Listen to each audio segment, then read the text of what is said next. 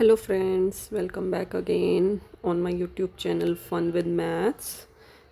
So today my topic is determinants from class 12th, but here I am telling you the short tricks related with determinants. क्योंकि determinants आपको निकालना आता है already, but उसकी short tricks को आपको कैसे एमसीक्यू क्वेश्चंस में यूज़ करना है एंड कैसे अपने कॉम्पिटिटिव एग्ज़ाम्स के लिए प्रिपेयर करना है, I am here to tell you that. So determinants जो होता है उसको हम मोड ऑफ ए से डिनोट करते हैं. ये हमारे डिटर्मिनेंट की वैल्यूज़ होती हैं. सो in some of the questions, if value of the determinant is given but matrix is not given, so कैसे आप उस डिटर्मिनेंट का यूज़ करके बाकी वैल्यूज़ को कैलकुलेट करोगे, तो उसके लिए हम यहाँ पे कुछ शॉर्ट ट्रिक्स पढ़ेंगे. So first of the short trick is कि अगर आपको मैट्रिक्स का डिटर्मिनेंट गिवन है और आपको किसी मैट्रिक्स को किसी भी स्केलर नंबर से मल्टीप्लाई कर रखा है, उसका डिटर्मिनेंट निकालना है, तो आप कैसे कैलकुलेट करोगे. इसके लिए फॉर्मूला होता है कि जो स्केलर होता है वो बाहर आ जाता है, उसके ऊपर order of the matrix apply हो जाता है. यहाँ पे आपको ऑर्डर गिवन होगा क्वेश्चन के अंदर और इनटू में डिटर्मिनेंट ऑफ ए. जैसे फॉर एग्जांपल, इसके लिए अगर मैं एग्जांपल दूँ, if order of the matrix is 3 cross E, मतलब आपका जो ऑर्डर है, order of A, that is 3 cross 3 and determinant of A is 4. Then how to calculate determinant of 2A? अब यहाँ पे आपको मैट्रिक्स नहीं गिवन, अदरवाइज आप क्या करते, मैट्रिक्स को अपना 2 से मल्टीप्लाई कर देते और जो नई मैट्रिक्स बनती है उसका डिटर्मिनेंट निकाल लेते. बट यहाँ पे आपको कोई मैट्रिक्स नहीं गिवन, तो इसके लिए आप क्या करेंगे, 2 आपका बाहर आ जाएगा और 2 की पावर बन जाएगी उसका ऑर्डर, जितना भी आपका ऑर्डर दे रखा है. And we all know determinant जो निकलता है वो हमेशा एक स्क्वायर मैट्रिक्स का निकलता है. इसको याद रखना. This is your answer. तो ऐसे आप अपने एमसीक्यू क्वेश्चंस में डायरेक्टली इसको अप्लाई करके अपना आंसर कैलकुलेट कर सकते हो.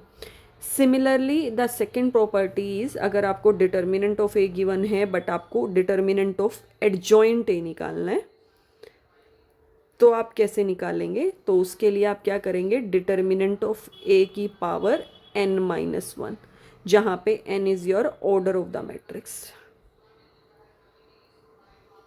तो यहाँ पे भी आप डायरेक्टली, जैसे ऊपर वाले क्वेश्चन का ही अगर हम यूज़ करें, ऊपर वाला एग्जाम्पल ही अगर हम यूज़ करें, तो यहाँ पे मेरे को मैट्रिक्स नहीं गिवन बट स्टिल मुझे उसके एडजॉइंट का डिटर्मिनेंट निकालना है.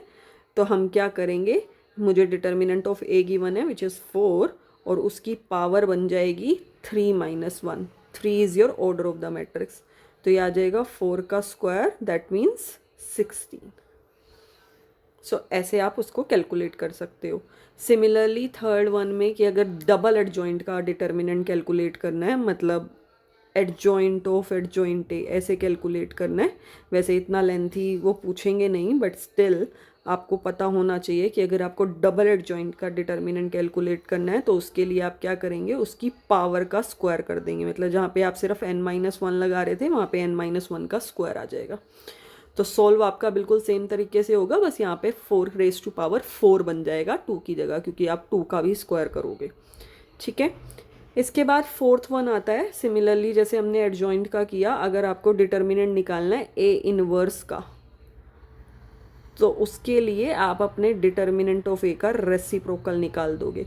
और वैसे भी दिस इज़ द प्रॉपर्टी कि डिटर्मिनेंट और इनवर्स आपस में इंटरचेंज हो सकते हैं. तो ये ऐसे बनेगा, determinant of A raise to power -1 और determinant of A is a value of the matrix. मतलब एक पर्टिकुलर एक आंसर आता है, एक स्केलर वैल्यू आती है, तो इसीलिए उसके ऊपर अगर आप इनवर्स लगा रहे हो, दैट मीन्स -1 कर रहे हो, तो that means it's a reciprocal of that term.